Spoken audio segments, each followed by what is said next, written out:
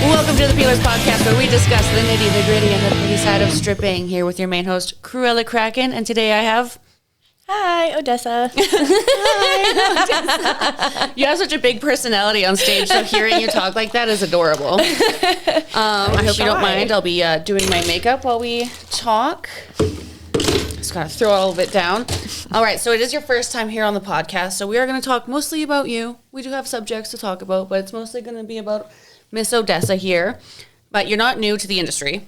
No. You're just new to the podcast. Yes. So you've already done a stripper Olympics. You've been dancing for how long? Stripping for 3 years. Only 3 years? Yeah. Okay, because when it says rising star on the screen, I'm like, oh, that makes her seem like she's been dancing for not that long, but you haven't been dancing that long. Yeah, not that long. Well, I mean, I've been pole dancing for longer than that, but stripping for 3 years. Okay. So pole dancing. You were pole dancing before you were stripping? Yeah, I pole danced for 2 years before I was a stripper. That's like unheard of. Kind of? Or is it not? I don't know. Usually it's like, I was a gymnast and then I turned 18. What made you decide to come over to the dark side? Well, I was a competitive gymnast. I did gymnastics for a very long time. I coached gymnastics. It was actually my first real job. And then I kind of always found my way back to some sort of dancing. So when I was 25, I had done a brief stint in healthcare because I thought maybe I wanted to go into nursing, and I was feeling kind of lost. I had been pole dancing for 2 years at that time. I was teaching pole dancing. I had also been doing circus. I was working and training in a circus studio on the island. And yeah, I don't know. I just felt like nursing wasn't the right fit for me. And I was just like, you know what? I'm 25. What's the worst that could happen if I give it a try? So no wonder you don't seem like a newbie, because you have quite the... Yes. Yeah, under your belt. Holy crap. Okay, I don't even know where to start there. Did you go to school for nursing? No. So I had started doing a program for a healthcare assistant. And it was a work-in program, so you got hours while you worked in the facility, and the facility was extremely understaffed. I worked night shift, and I saw some pretty fucked up things, honestly, working in a long-term care facility that really turned me off of it. And then I worked in a care home with kids, and I really, really loved it. But it was very difficult for me to separate what I dealt with at work from my home life. It's hard to to not bring it home when you're working with kids, especially kids who are so medically complex. And yeah, I felt like I was trying to be something that I wasn't. It just honestly didn't fit, right? Yeah. Okay. Yeah. I thought I would be good at it. And I still do think I would be, because I know that I am a caring person, but I feel like in that kind of job, it would take everything from me, and I would have nothing left. Oh. Do you think does stripping ever make you feel like that? Sometimes I do feel quite emotionally drained, but I think the nice thing with stripping is that I am very fortunate that I'm able to kind of take a step back when I need to take care of my mental health, but that's an ongoing work in progress for me. Yeah, I find that we just... what's another week? What's another week? What's another week? And then it turns into 4 or 5 weeks straight, and you're like... why aren't my shoulders going up anymore? Why can't I raise my hands above my head? Yes. Yeah. So you really have to find the balance between, working and then also taking care of yourself outside of work. And I feel like that's something that I wanted to focus on but didn't really focus on until this year. And I took a step back from doing stage. I have been freelancing a little bit more, and I do feel a lot better. I've been able to get back into the studio and do some training and kind of find the passion again, because I mean, it's like anything, right? If you turn your passion into your job, at some point you are going to lose the spark a little bit. Absolutely. Yeah. Yeah, especially with not saying we're treated horribly all the time, but there's one guy a night that's gonna say something kind of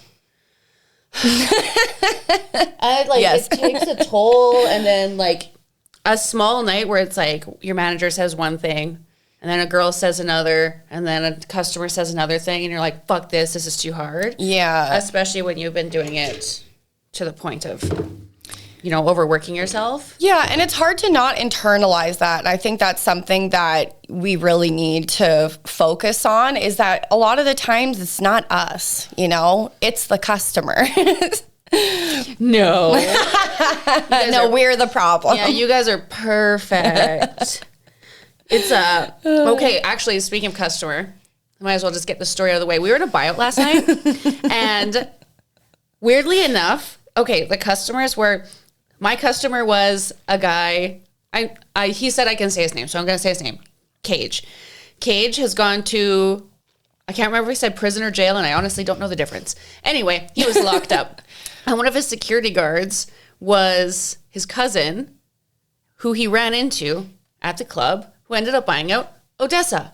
So we were all sitting together, and they were like swapping stories of what it's like to be on like the security side versus the prisoner side. And holy fuck, we learned a lot about what they put, like what they put in their butt and how they get it out and how they get caught putting in their butt and stuff. Or like, what's it called when they jack off under the sheets, like a ghost jack or something? Ghost jack.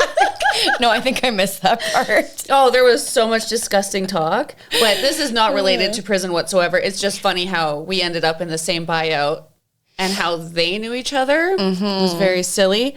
So this guy tells me, I don't even know how this fucking conversation came up. I think we were talking about the podcast. He's like, I have a story for you. He was finger blasting a girl. Oh, I know how that came up because I had a fucking Band-Aid on my finger. Uh-oh. He's like, what happened? I'm like, I cut my thumb. And he goes, no one else heard this story, so I'm excited for you to hear it. He goes, I was finger blasting this girl once, and I had a cut on my hand, and I lost the Band-Aid inside her. And he said it was like near the beginning of the night, and then he got drunk throughout the night, and he was like thinking about it and thinking about it and thinking about it. And he's like, I know, I'll just like get back in there and fish it out. So that's what he did. A few hours later, he's like, hey, baby, you want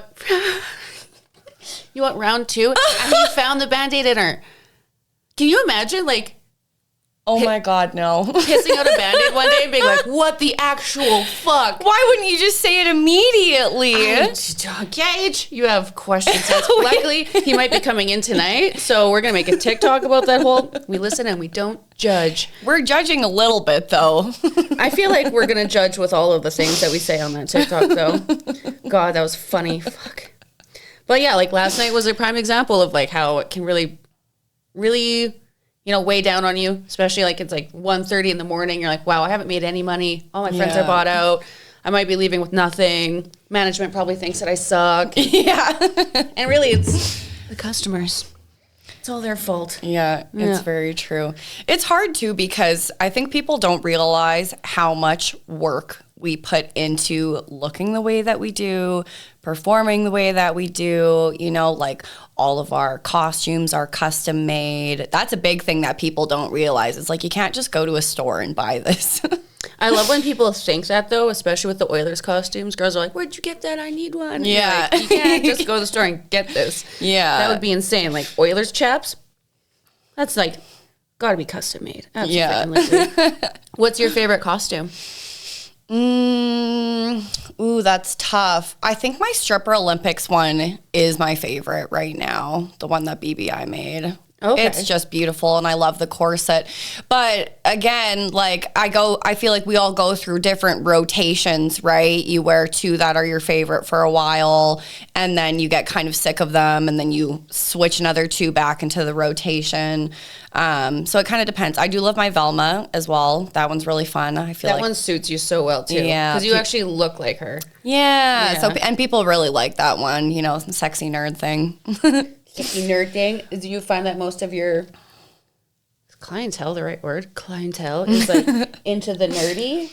Yep. I get quite a few nerds. It's either like nerdy guys or blue collar. But I feel like the blue collar men and the alternative girls, it's like a match made in heaven. Yes. I do. Yeah. That stereotype came out of nowhere. But it's so very true. Like, I feel like I'm very heavily attracted to blue collar. Are you? Yeah, and opposites attract. Like, do you find that you get guys with no tattoos that like you? Because oftentimes I will get guys that have no tattoos or one tattoo that are really into me. Yes, and lawyers. Oh, really? I get lots of lawyers and or like doctors who look very innocent, and I think it's because, especially the lawyer thing, I get at least one lawyer a week. I think it's because I look like a criminal. They're like, I can save her. We were talking to the prison guard about how like he would, if he was role playing in bed, he'd want to be the prisoner. Yeah. Right? We're like, oh yeah, because opposite, like it's totally true. They probably like, we put these people away, so like it's so taboo. Yeah, you want something that you don't experience in your everyday life. Absolutely. I get lots of those innocent like. And they repeat over and over again, I don't usually like tattoos. And you're like, this isn't a compliment. Like you were saying, like, can you imagine if someone's like, I usually fucking hate black hair. And you're like, cool, it's attached to my head. And you keep saying how much you don't like it. Thanks. Thanks. You only like it because I'm naked in front of you. Yep. And I'm hilarious. Yeah. When you started dancing, did you start right at Shade? No, I started at JJ's in Campbell River. And when I started, I was very motivated to do stage. So I actually got up on stage the very first time I was in the club. It's different than here? Yeah, well, not really. It's not super different. There wasn't really teaser shows that I can remember anyways, because this is a couple of years ago, so things might have changed. But girls were allowed to go up on stage in between the shows if there was time and do a song or two. Oh. So I really pushed to get up there, especially since the BC agent was there and then also the owner was there. And I wanted to show them what I could do because I was, pretty confident that I wanted to do stage and I would be able to put on a good show. So, yeah, I went up. I didn't really tell anybody I was going up to Campbell River from Nanaimo. I went up on the Friday, did, I don't know, maybe like one little half show or two, and then I did one on the Saturday as well. And then I think I worked maybe one more weekend or two, maybe one or two, and then I got a stage booking, and I started doing stage from then on, so. I like that they give that opportunity. Yeah. I feel like Shade kind of has that too. I used to get calls from the agency, especially when they're like low on girls to travel around, like, who's ready? Yeah. And I like that because teaser shows do give us the opportunity to like check out who's ready. Because a lot of people all talk. Yes. Yeah. Like, I'm ready. And then they're like, where's your costumes? Where's this? Where's that? Like, what? Yeah. That's the thing too, right? Is like you have to acquire so many things. It's an investment when you start, like you need to get all your costumes, you need to get your promo, you need to get shoes. And a lot of times when you are starting out, you're traveling a lot as well. So people don't realize that comes out of our own pocket. We pay for all of our travel, our stays and everything. And then you're just kind of hoping to make that back and a little bit more. It's actually wild that I find most people think that the clubs pay for our travel and our stay, and it's absolutely not. That's your job. That's the blue collar job. They pay for the gas and the stay and whatnot. Hi, bye. Buckley, get down.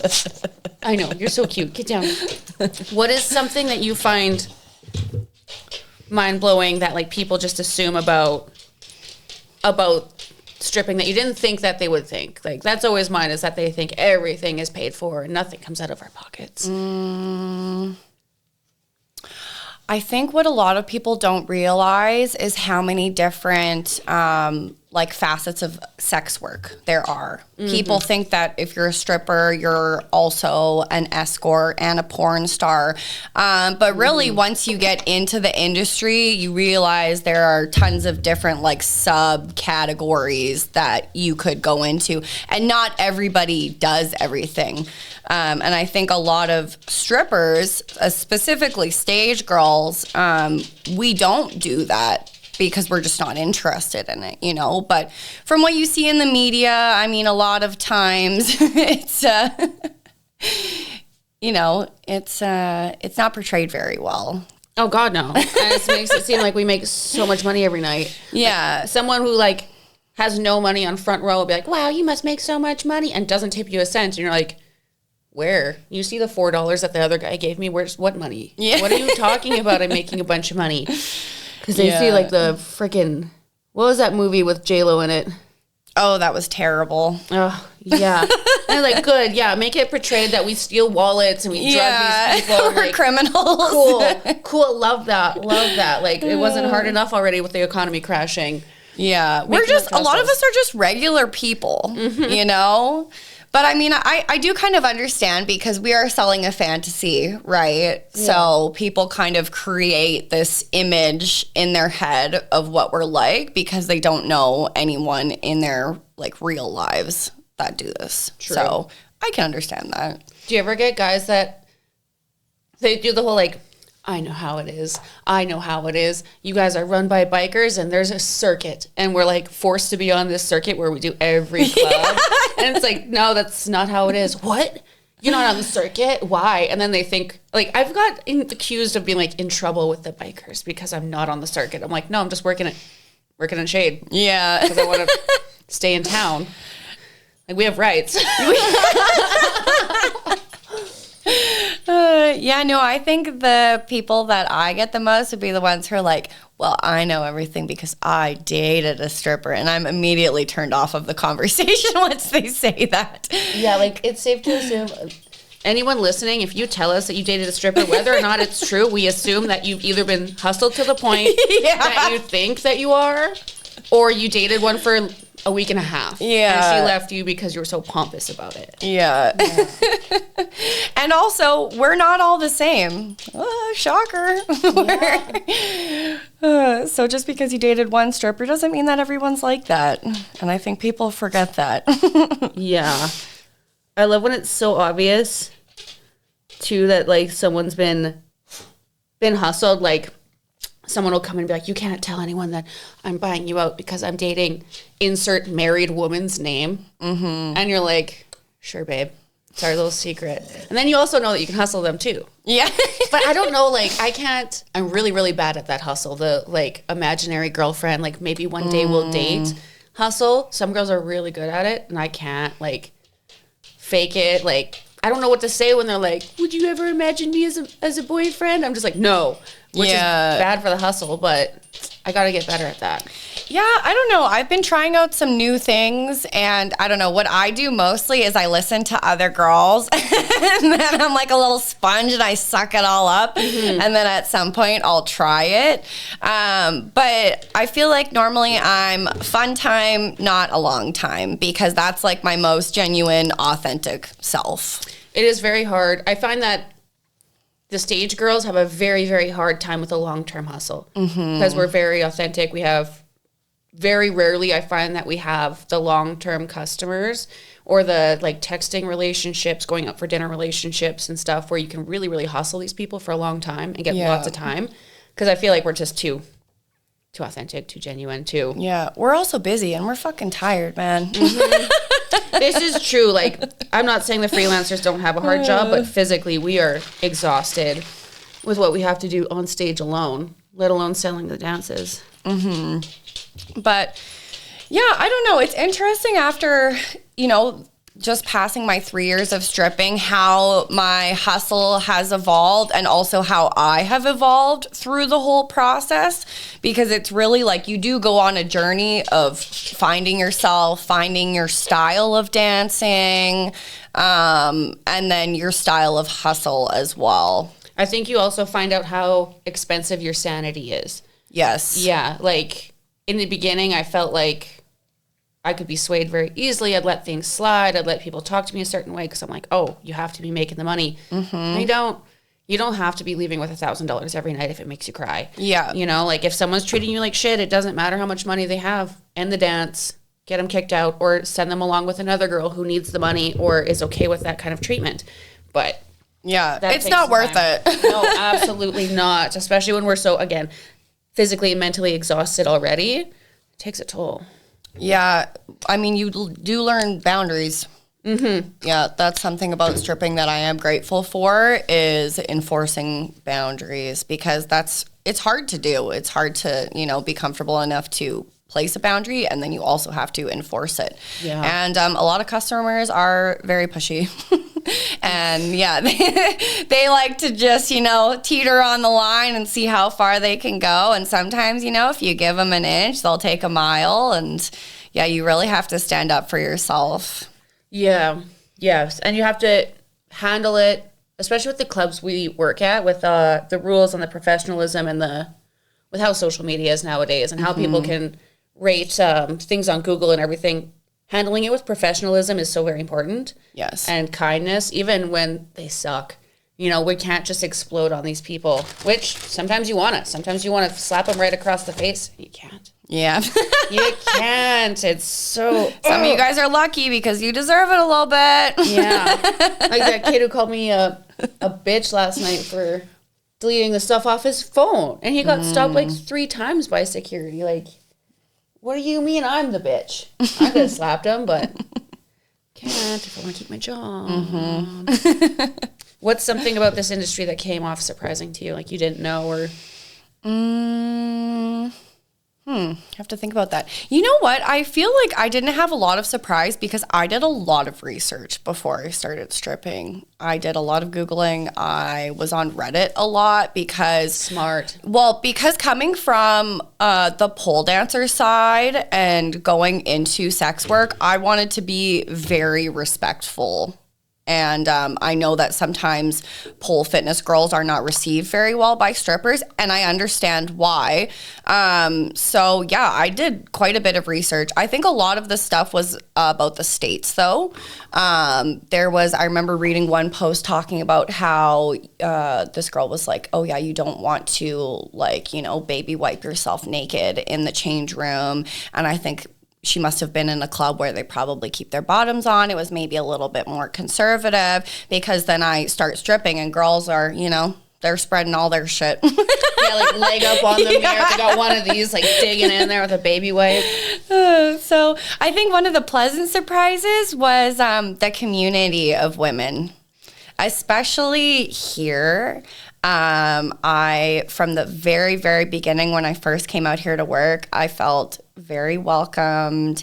I didn't feel like I was being competed against or thrown under the bus. And that was nice. That was really, really lovely. That is also something that surprised me is like the sisterhood of it all. Yes. And I do think we're very blessed with the clubs that we work at because I don't think it's like that everywhere, for sure. But yeah, where we at here in Alberta, I feel like it's very much a sisterhood, especially with the stage girls. Like, everyone knows everyone, and everyone's got each other's back, and everyone wants to see everyone go far, which is cool. No one's trying to, like, gatekeep or, like, shadow, you know, someone's talents or anything. Like, I don't know. It's actually so fucking cool, especially with Stripper Olympics coming around. Yeah. No, it's amazing because, I mean, I think that's just ideal, really. You know, if you're around a group of women that is supportive and everyone is pushing each other to be better, that just makes everyone grow, and it's challenging for everyone, but in a healthy way, right? Yeah. And then, of course, you occasionally will get people who are not like that, and I think that's mostly due to insecurity, and so they project it onto other people. But I would say that generally, girls who are secure, they're willing to share and help, and I really like that. Same. I find that every job has a stinker, you know? Like, I heard someone talking about someone who's like, who always gets like way too fucked up at work and like how it makes the industry look bad. I'm like, yeah, but if you really look at the big picture, that's one human out of 40 girls working here, and every job has a stinker. There's like the person who's working at 7-Eleven, one of them's a stinker, you know, Superstore, lawyers, everyone. There's always that one employee. I'm like, they're not making the whole brand look bad. Yeah. Every job has that. Did you find that there was like a change in how, I don't know, does your family know? Oh, yeah, my family knows. So my mom is actually super supportive. I didn't tell my dad initially, but my mom is terrible at keeping secrets. I love her so much, but she was so weird. And so my dad knew that something was up. And so then one day randomly I was just like, I can't remember what he said, but I was like, yeah, I'm a stripper. And so then he went into the garage to like work on a car.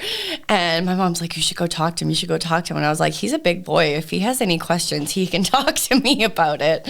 And so then I did end up just going outside, and I was basically just like, you know, any questions you have, I'm here to answer them. And he's like, fuck, I can't go to the strip club anymore. Yeah, well, there wasn't a strip club in Nanaimo, so I don't think he was going.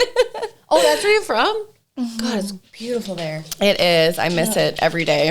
I feel like at work, I talk about how amazing it is there and how much I miss it, like, at least once. It is absolutely stunning there. I'm taking my mom there to go see birds.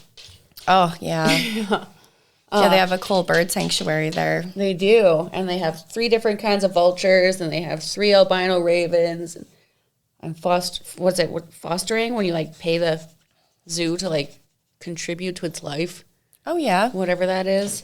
Hi, Buckley. Yes, you're very sweet. What is this? Just a big baby. Does everyone in your family know now? Like grandma, grandpa, and everything like that? I'm not really close with my extended family, so I don't know if they know, honestly.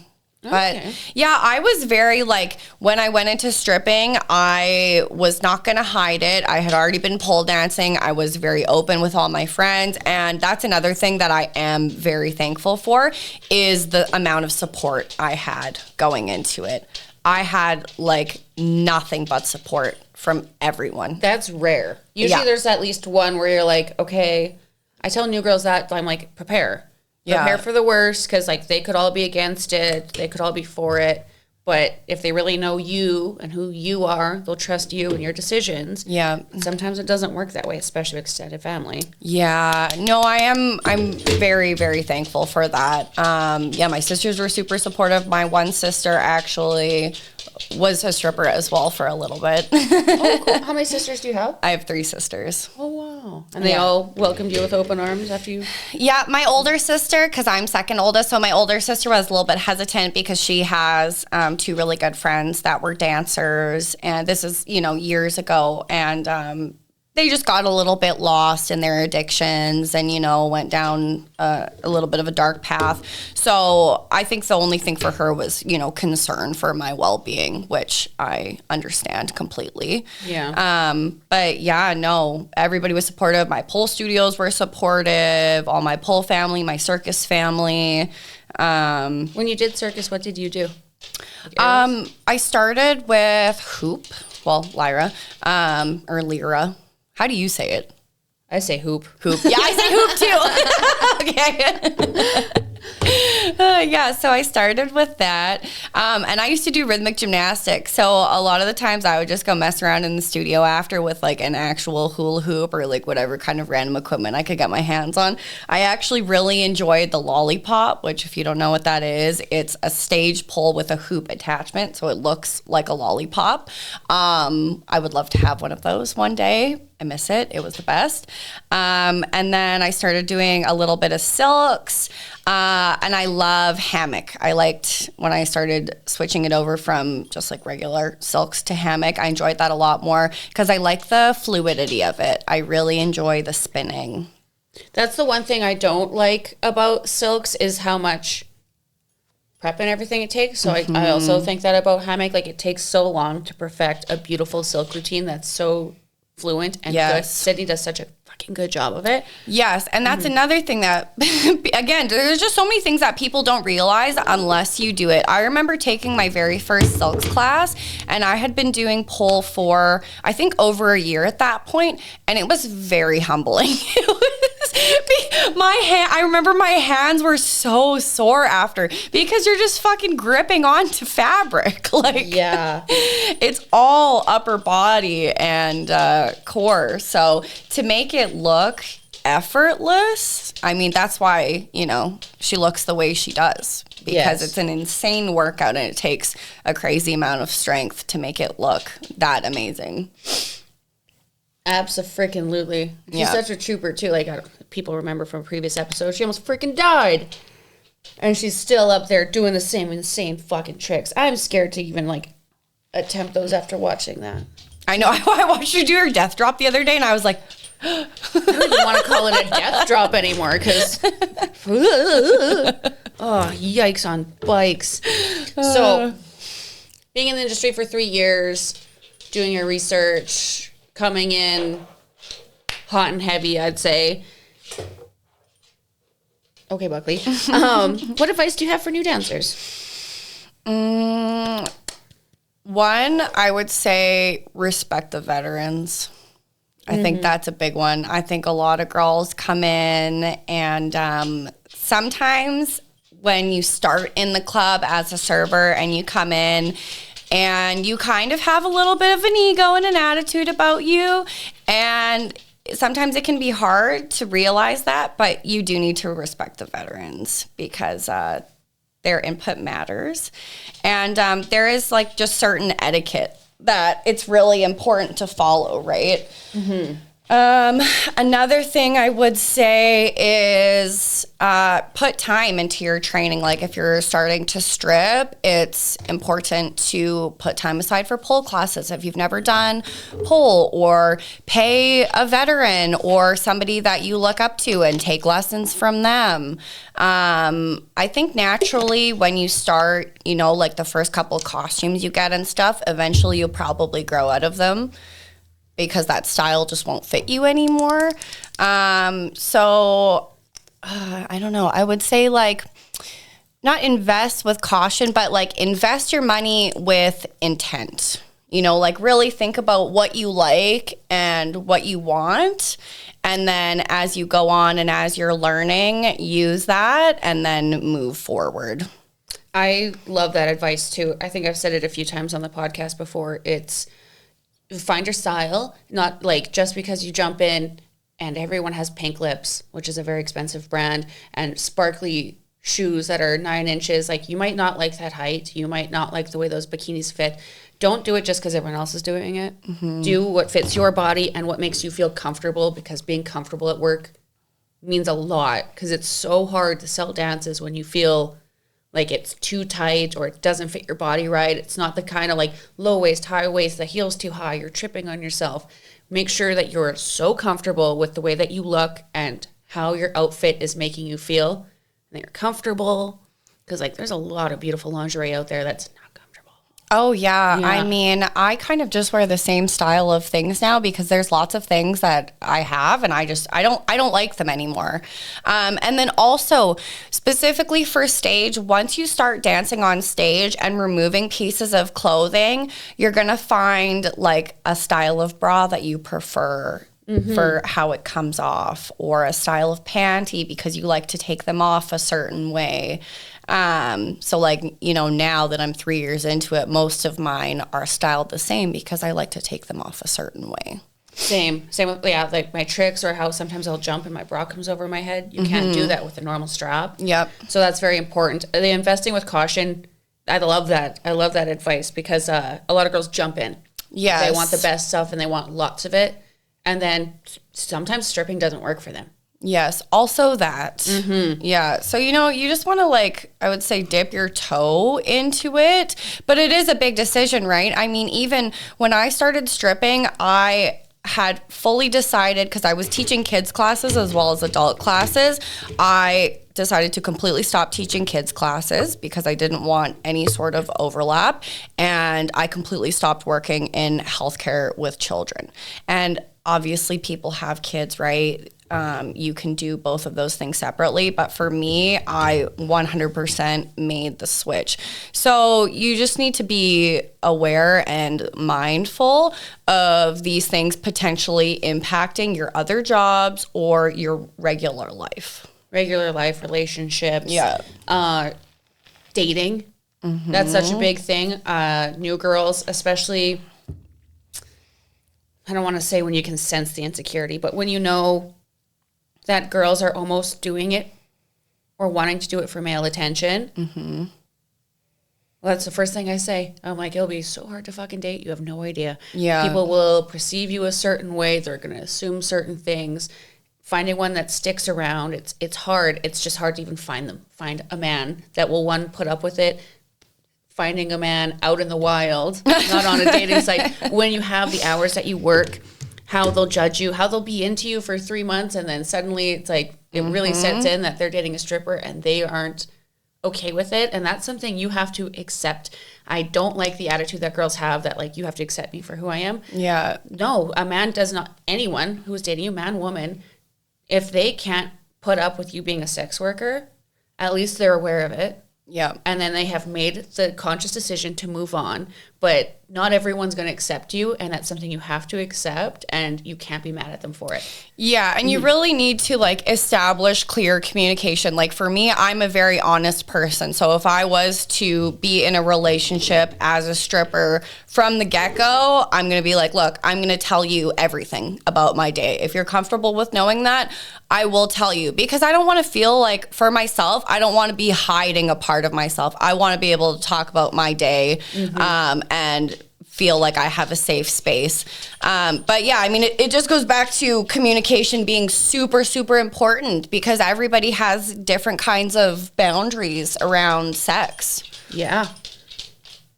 And some of it is very obviously like projection, and some of it is people just simply not being comfortable with it. And it's something that you have to accept about other people. I do see a lot of the younger girls when they start on how angry they are at family members, boyfriends, relationships, and how they end. And it's like that person knows that they aren't comfortable with what you're doing. And it's just something you have to accept because you've made this decision. Yeah. You know, and I mean, like, I've dated a guy for 6 months, and then he's like, I just can't. And I hated him for so long. Hi, Tony. Talked about him so much on the podcast and how much it bugged me, because he's like, I just can't stand not knowing that you're safe in this and that. I'm like, you're a security guard at a different club. Like, not even a strip club. And, like, you're protecting other women, but, like, I'm way safer where I am. I just hated it. I hated that he didn't see that I was safe. It's who he was. He wasn't comfortable with it, and I should have just accepted it for what it was. Yeah, I mean, even myself as a stripper, if I think about my younger sisters stripping, would I encourage them to do it? No. It's hard. It is, and it takes a special kind of person, right? And you will go through a lot of fucked up shit. It's gonna happen. I mean, the most amount of times that I was ever, like, sexually assaulted was in the beginning as a baby dancer.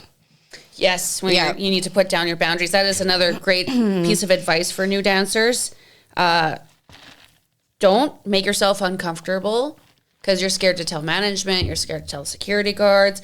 You aren't supposed to feel uncomfortable. And if you do feel uncomfortable at the club you're working at and no one cares, leave that club. Yeah, and people take advantage of it, right? So something else I'll tell new dancers is don't tell people you're new. Because regulars or, I don't know, just regulars or any sort of other customer that finds out you're new, people will 1,000% push your boundaries and try and take advantage of you. Because generally, I mean, you don't have... not the will to stand up, but, you know, the, what's the word I'm looking for? The goal? Yeah, sure. Yeah. But it's hard, right? Because you're newer, so. You haven't found your voice yet. Yeah. And it's not like other jobs, right? I mean, if you worked any sort of customer service, it's like the customer is always right. But in this job, I mean, that is to a certain point. It's like if it's your safety or they're doing something that is like legally not allowed, like touching you, you do have the right to tell them to stop and tell management. So, especially when you're new and you're hearing from someone who's been around and like someone who every stripper knows their name, and they're suddenly like, yeah, touching's allowed. It can be very confusing in the back room when it's like, well, I was told not. Yeah. And some clubs are no touching, and then there's touching. I'm not going to name those clubs out loud, but like it's happened a few times where I'm like, is there touching allowed? Can someone just be fucking honest with me and tell me straight up? Like, because it seems like everyone is allowing touching here and it's not legal in Alberta. So I like Shade for that reason. It's very consistent with the rules of no touching. Yes, that's one of the things I do love about Shade is they have high standards.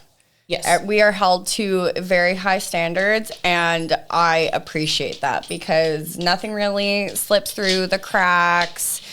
They're very good about taking care of us and our safety. Another thing for new dancers to understand, It's how I think body dysmorphia will affect you in this job. Walking around and seeing beautiful women and wanting to compare to them or look like them, or sometimes you feel like fucking shit and you don't want to work and you feel fat and like, oh, we've all had it this week where we're like, stay to the talking Tommy in the mirror. Like, we're like, who are we? A week ago I had abs. Yeah. And like, one, if you are really feeling that bad, you don't have to come into work. Yes, that's another bonus. Is like you make your own schedule, you know? So if you don't want to work on your period every month, don't work on your period. And you don't have to look like the girl on the stage or walking around with the BBL. Like, it takes every kind of girl to make the world go round. Yes. It absolutely does. And the bigger girls too, they make just as much as the little girls. Absolutely. Yeah. Like, and there's nothing wrong with having curves and a waist and being voluptuous. Is that the word? Yes, voluptuous. I think it's voluptuous. Whatever it is. But a thing that will affect you in this job, and affects, I think, every single one of us, is body dysmorphia. I think we all feel it at one point in our life. I think almost every woman feels it in general. But when you are half naked, uncomfortable, cold, and surrounded by beautiful women, you can't help but compare yourself to every body part that you see. Feet, hands, knees, like, you will rip yourself apart. So be prepared to, like, have a good hard look in the mirror and really find the space to love yourself. Yes. And what you like about yourself, and that it will pass. Yes, that's the thing, right, is that it always passes. And for me, having struggled with like disordered eating habits for years, as I know a lot of girls have, I try and kind of center myself by reminding myself that of all the things that my body does for me. And when do I feel the best about myself? When I'm on stage, when I'm doing, really crazy tricks, when I'm putting on a fantastic show, and it's like my body allows me to do all of those things. So then, if I get off stage and I'm looking in the mirror and I'm thinking, oh my God, I look terrible today. You just got to reel it back in and kind of remind yourself that, like, that's not true. It's not. You're seeing someone totally different. And I was telling one of the girls this at the Thailand trip. She was having a hard time. I put all these photos into the photo circle. Photo circle is an app where everyone can put pictures from a trip, and then everyone can access the pictures without losing quality. Oh, that's cute. So I took a bunch of pictures of her at the beach, and I loaded them up, and then, it's just a time frame, being on your period, whatever it was. She went to look at them, and it, like, ruined her night. She ended up crying in the bathroom. She was having a bad time. She's like, I thought I looked better this trip, this and that. And I was like, my best piece of advice is put those pictures aside for a little bit. Yeah. And then come back to them with a softer eye. And it's like you're seeing a different photo. Mm-hmm. Absolutely. Like, I've talked about it a few episodes. My implants are doing something funny. And I smoked weed for the first time in forever in Thailand. And I took pictures in the shower for OnlyFans. You can check those out, boys. And I was looking through the pictures being like, oh my God, my boob is so weird. It's like all the way over there. It's not really at all. But just like sitting there stoned being like, oh my God, has it always been this bad? Is it that bad? Then I start going back at older pictures, trying to find topless pics, like seeing if it's really moved that much or what the hell is going on with it. And then I looked at it last week and I was like, oh, I can barely tell. Yeah. I can barely fucking tell that there's anything wrong there. Same with all the girls in the change room. They're like, I can't really see it, Yeah. But sometimes you're like, we're very hard on ourselves. Mm-hmm. Very hard on ourselves. Because we just, not that it's attainable to be perfect, but, we all do strive to get pretty close to perfection. One of the things I do like about strippers, though, is that everybody is very candid about what work they've had done. Yes. I really like that because, it's such a difference from what you see on social media, right? You have all these people that are lying to you about, you know, what kind of fucking rabbit food diet they're on and how they achieve this body. And it's like, no, you really got that because you're doing steroids or you're on Ozempic or whatever. And so the nice thing about strippers is if you ask them, they're generally like, oh yeah, no, like I got Botox, I got my lips done, I got my tits done or whatever. So my doctor's name? Yeah, exactly. Yeah. Exactly. I like that Ari Ketsia on TikTok as well. She straight up like made a video because so many people were asking her like, doctor this, teardrop implant, this many cc's, this profile, like full blown was just like, here it is. I'm not going to pretend like they're real even though they look very real. But yeah, I love that about strippers as well. Yeah. That's another thing that makes the body dysmorphia hard as well is that you're like, I could fix this. Yeah. I could fix this. It's like, I just got to work 4 weeks and not spend a cent on Starbucks. I could fix this. But it's like, we don't need to be fixed. Yeah. And then like 3 weeks later, you're like, yeah, I'm the hottest thing on this fucking planet. yeah, like nothing could fuck me up, you know? So it is like, it is incredibly important to make sure that you're working on loving yourself and who you are and how you look in this industry because you can't be a piece of everyone on the floor. And just like being yourself and kind of using it to discover your authentic self. Because I mean, you know, like nobody wants a ton of girls that look all the same. Kardashian. Yeah, like we like the individuality, you know. I kind of miss that too. Like in the early 90s, if you looked at actresses, everybody was so beautiful and they all looked completely different, you know, in their own way. Yeah. Now it's like Emma Roberts. She the one that's in Harry Potter? Emma Roberts? Yes. She like, posted a picture and she's got like a hollowed face because she's always been thinner, but she's matured since being a fucking child. And everyone's like, she looks 40. I'm like, no, she doesn't. She looks like 30, 25 to 30 maybe. Like she looks that's how old she is. She looks her age, but everyone's like, oh, because they're so used to women having to look perfect in that industry. It's like, no, she just looks like a normal 30-year-old. Yeah, people also need to touch grass a little bit and get off the internet. Get off the internet, yeah. Everything is edited. Everything has a filter on it. You know, like people forget what real women look like. Which is so important about stripping staying around. And like, yeah, there's AI porn out there, but I think it's important for real bodies to be represented, which was really cool about that Thailand trip because there was so many different bodies, shape, sizes, tallness, boob sizes, everything. There wasn't just a bunch of like women with flat tummies and boob jobs. Yeah, it was very refreshing. Yeah, yeah, I do really enjoy that because I mean, there's different strokes for different folks, right? Like everybody likes something different, and your biggest insecurity somebody might love. Absolutely. Like, yeah, I mean, I had a fucking mole just above my bikini line, and I hated it, absolutely hated it, wanted it removed forever. And when I first started dancing, I had tons of people compliment it. They liked it. And I hated it. So you never know, right? Yeah. Like those little quirky things that maybe you don't love about yourself, people like it because it's authentically you and it's different. Yeah. And it's like, you don't have to hate it just because like society says. I really wish that like back in the day I could tell myself that your big size will be hot. Because like back in the day I was like, and your thighs aren't even big. That's the thing. I'm like, that's what I thought as a child too. I'm like, they're not realistically that huge, like at all. But like getting called under that, and I'm like, oh, I wish they were smaller just so I could be more accepted. But in my heart, I was like, I thought they were fine. But back then, like, well, I mean, skinny was in. Yeah, like, if you look at the media back then and who they were fat shaming and stuff, and it's like, this girl is like 135 pounds. How are you calling her fat? Yeah.